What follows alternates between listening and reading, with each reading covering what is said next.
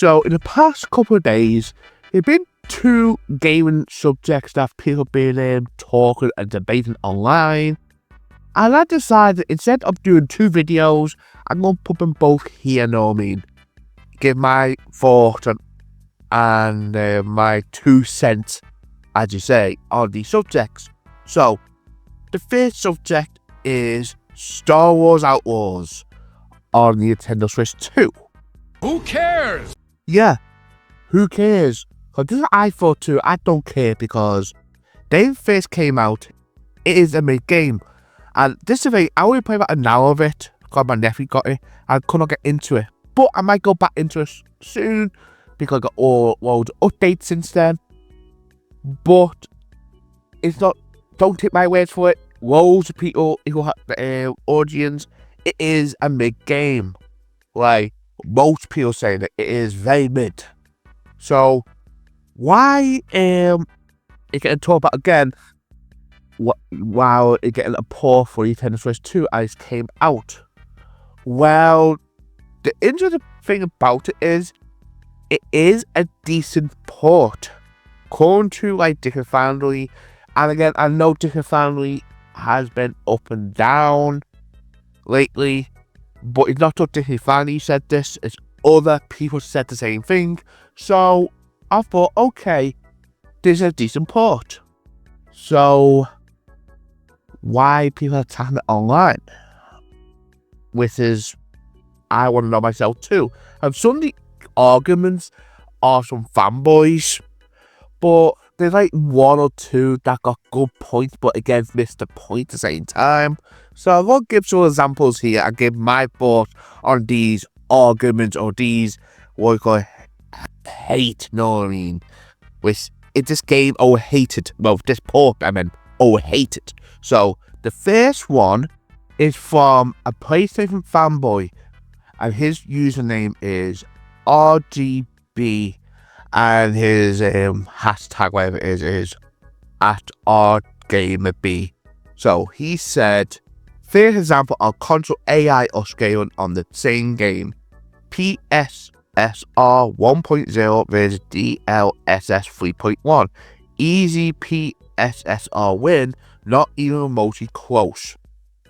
Now, the reason why this is dumb is you compare two different versions of the game. Yeah, and no people say it's the same game. No, yeah, it is the same game, but it are still different because you got one game it takes advantage of the PS5 hardware, which is the PS5 Pro is going to add more to it because again, the upscaling's got.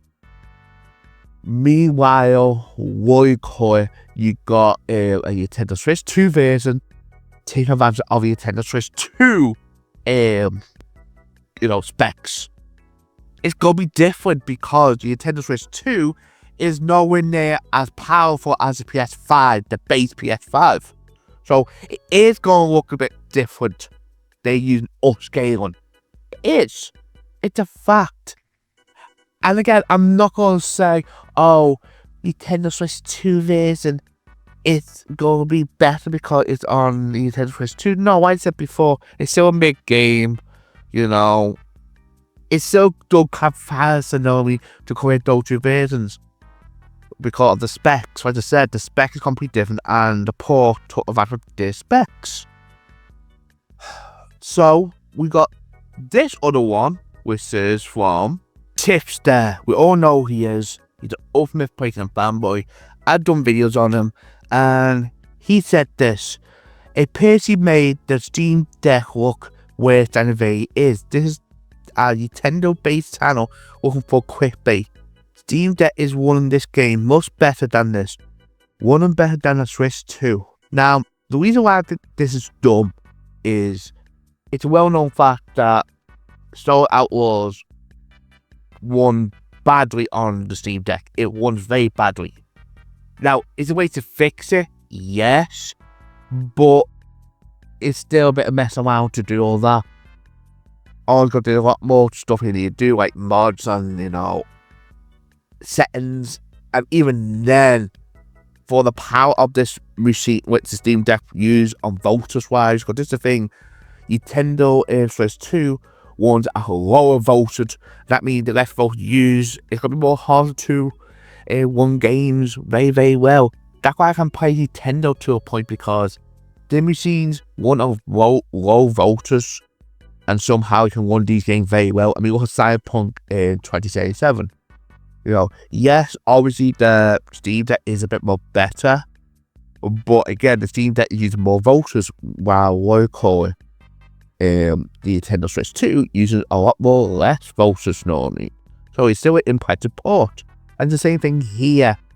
But the reason why this is a bit more weird, quite as I said, it is horrible to win. It is horrible to win on the Steam Deck. I'm not sure about now, it fixed up now, but they first came out, a lot of people said this is horrendous. It is very horrendous to win on the Steam Deck. And Tista now making an excuse saying that people who point this out are Nintendo fanboys. Which again, mate, why are you getting salty? I'm sorry. We all know why you do it. You do it for clicks. Because, again, some of these stuff you're saying, it's so fucking dumb. And I'm going to give one last example, because I want to show an example that is not from a fanboy. And normally, I don't mind this person. Yeah, I know some people don't like him because I was really confused. But on his gaming subjects, like, I used to watch him on a couple of old shows back in the old days of YouTube, which is 8-Bit Epic. And there's a thing. He done a tweet about this subject, and he tried to call out a Nintendo fanboy saying that, oh, you can get the PS5 version and the Xbox version cheaper. And even though he is technically right on that, but I think the way he addressed it is still a bit dumb. Now, this is the tweet in question. Here you go with a blow. Same gold edition for $29.99. Regularly $49.99. One's better, looks better, and it's not some $60 overpriced game keycard copy. Now, the reason why I think that this whole thing's dumb, what he's done, his response is dumb. He got two mistakes there. Now, the first one is the price. Yeah, I do agree to a point. The better version costs less. But again, this is not a new thing. It's been going on for decades now, especially in the new console launch, where an old port of a game, it's going to be full price. Yeah, it sucks. I'm not saying it's the right thing. It's not. It fucking sucks. But it's been very examples. I mean, what the Wii U with Batman Arkham City? That came out at full price over a year after, what you call it, the better versions, which is, the Xbox 360 and PS3. And to a point, PC, once they fix the bugs, because that launched terribly on the PC. To be fair, that's all awesome games on the PC, but again, that's no subject. But that's one I think is a dumb subject to point out, because again, this has been going for decades, it's not a new thing. And two is the game keycard. Now, people might attack me for this, call me a Nintendo fanboy on this bit. It makes sense it's a game keycard. Yeah, I know. Let me explain. Let me explain why it makes sense. It's on the front of the box on the Xbox and PS5 version. You will go on the bottom. It says it needs internet. A lot of people say, oh, that's an update. Which, again, fine. Yeah, it is. But this is the thing, there's not an update. It is technically, but it's a very important update. Because if you don't download this update, it basically is unplayable. You need to download the update. So technically, it is technically a game keycard already before Nintendo actually launched the game. The only difference is, instead of being a card, it's a fucking disc. You know what I mean? So, I'm not making SQ3 tender on this because like I've done many videos saying I'm in the middle of the game keycards. I think it's a good idea on certain situations, but obviously there's a lot of examples that are bullshit for the game keycards, and you tend to need to fix this problem because obviously we all know the main problem is you tender on this bit, know what I mean? But what I said, for Star Outlaws, it makes sense because the PS5 and Xbox versions are basically the same fucking thing. The only thing I can say is, why do you put the update on the cartridge? But again, it's Ubisoft, what you expect, know what I mean? It'll take advantage of the situation of the game keycard thing, know what I mean? So, yeah. That's my old thoughts on all this. Now, just a thing. Do I like the game more than should be? I might give it another chance, but not on the Switch 2 version, obviously, because I'm not gonna pay full price for, you know, a game that my nephew's already got. And two, obviously with common sense, I want to play the better version. Even though what I hear from people playing this version, it's a decent port. Yeah, that's cool, but still, I want to play the best version I can, know what I mean? So, that's my thoughts on this whole Star Wars Outlaws situation. So, let's get to my other subject, which is Silksong is out. Yeah, it finally happened. Whole Night Silksong is out and it's real. It feels so good after a long wait for this game. And it's been positive for most weeks, to a point that people are actually saying that this could actually save the gaming industry because the price of the game is cheap, very cheap, compared to, you know, other games. For example, this price is $20 in the States and around £16 something in the UK, and also is on Xbox Game Pass, know what I mean? Even though it's on Xbox Game Pass, it still sells like hotcakes because people actually want this game, and the price is a big positive. And it's the same thing happening in the year with the Expedition 33. Yet the game might not be more hyped as Whole Night Silksong, but this is a big but. The price was very cheap for the game we got with Expedition 33, and the same with Whole Night. The price, with the hype is so big, the price is very reasonable. But sadly, there's still people complaining, and I will talk about it here.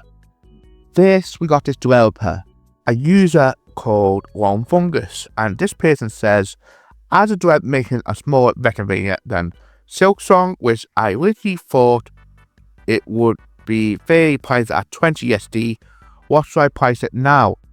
It'd be a 10 to 15 hours game, but it was made by one person with limited dead time and funds.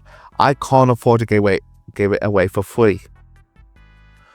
Okay, let's take this piece by piece, the reason why I think it's dumb. First, you're talking about the price. Yeah, still charge the same price for a 10 to 15 hour plus game. I think that's fairly priced, to be fair. Especially you see other games a lot more shorter, getting a lot more higher price this day and age. I mean, what Mafia, Old Country, made by a bigger team, and still a cheap price, to be fair, at around £40 or £35 in some places, and that is around the same pace with length, 12 to 15 hours to complete the game. So, yeah, still charge $20, because that would be a good steal still. And to your 12 budget dev, yes, I'm not going to call you saying that you made by yourself. That is impressive. If you made a whole game by yourself, that is amazing achievement, because if you go video game development and you go behind the scenes, it's very fucking hard to do, especially if you're by yourself. So, I'm not calling you for that. But how you do your research with Silksong? Silksong is not a big studio. Their team or is around, who work on this game is around 4 people. So, yeah, ain't in almost the same boat as you. Yes, it might got that bit more extra help with 3 other people, but it's still a small studio. It's not like a mega studio like EA or, you know, Ubisoft. It's not like those type of studio. It's still a small indie studio. So, what you accomplished here is dumb, and people are calling you for it. And you might give your own game a bit bad hype now because of this. Then we got this other article. Yeah, this is the article I want to cover because this is so dumb. From IGN, and they said, with Horror Night Silksong out now, many players are celebrating its unexpectedly low $20 price tag. But some independent developers are pointing out that, great as this may be, it could lead to unreasonable expectations for other indie games that can't afford to sell for that low. Now, IGN, fuck off. Yeah, I don't care. Fuck off. We all know what you mean. You're not talking about the indie developers. You talk about all the studios. I'll be honest with you, studios are now panicking. They are panicking now because games like Silksong, games like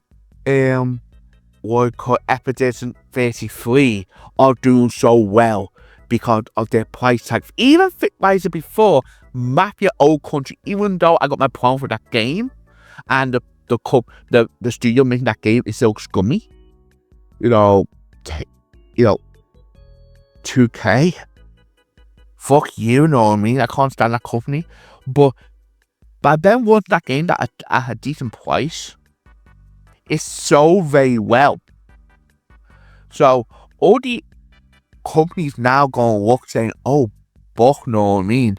People care about price and people care about quality at the same time. And that's the thing that is a big wake-up call. It is. And it's all the indie developers. I'm sorry, because one said this, you now say 8 road indie developers say this. No, it's only one that said this one seen so far now. And even if they are complaining, I'm sorry, but most indie games are around the same price. They are. If they really see an indie game going well over $20, most of them are under $20 because they want to get the install base, have many hands on it, and that's the whole point. Maybe their future games, it might charge a bit more, but in most cases, it are around £18, £20. I think the most expensive I saw lately was around £24.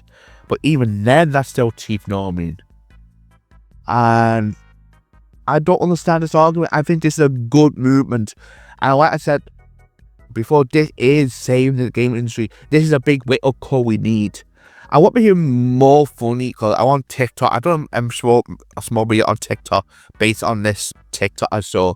This guy said, I can get Silksong and Expedition 33 under the price of Mario Kart World.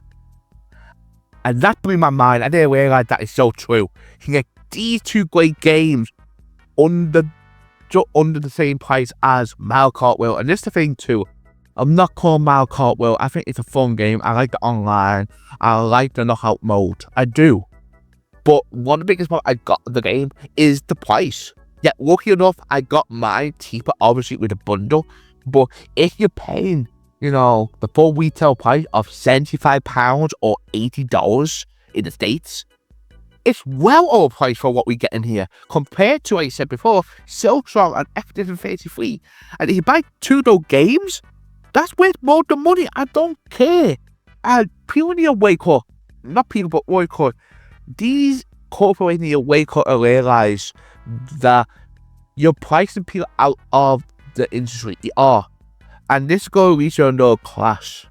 Because the different, I know people say, yeah, but it was high priced in the 90s and, 80s, because video game cost more in inflation. Yeah, I agree.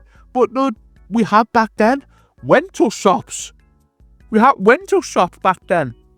You can go to a shop and rent the game for a couple of days and play them. That's the difference.